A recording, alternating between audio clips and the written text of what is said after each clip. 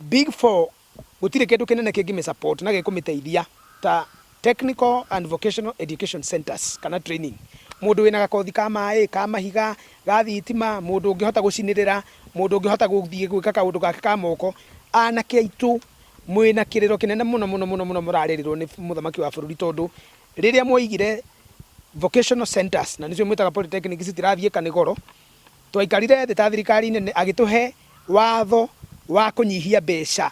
Thoma polytechnic gutirarihwo ni tukumurihira ona mungikoiga twandikithia milioni 1 kaba tuthie tugakombe tuke turihire andu aitu muno inyu muraigwa uria ndiroiga na Gikuyu, muthome mugie kothi mwake miturire yanyu, mwake micie yanyu na mwake bururi wa Gikuyu kuma itoka cia Ngong'u guthie nginya kari matura. Hindi ria tura ukiria polytechnic citu turokiria maundu maingi muno. One, tura create employment.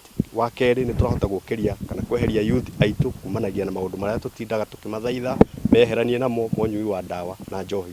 Na ngiari uguo ndiraria tondu Kangari ni town nene muno, polytechnic ya Kangari e hakuhi muno na town, na no tuhote gutap andu acio othe matindaga kumetereire ati mandikwo mawira mahote kwiyandika na moimagare mathi magethe wira kundu kungi. Dinzi guku ni nguru muno na no twende gukorwo tukirenew our workshops, especially the carpentry one tondu ni semi permanent. No twende gukorwo tukigia na funds, more funds nigetha tuhote kuminua, because uria ku reflect ethaka no guo tukugia na arutu aingi. Tukwe tuna challenges nyingi to muna polytechnic nyingi uguo no guo tura need a lot of labor manpower to train.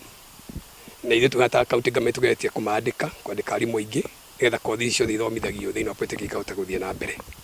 Nitukoretwo twina makiria ya kothi different 20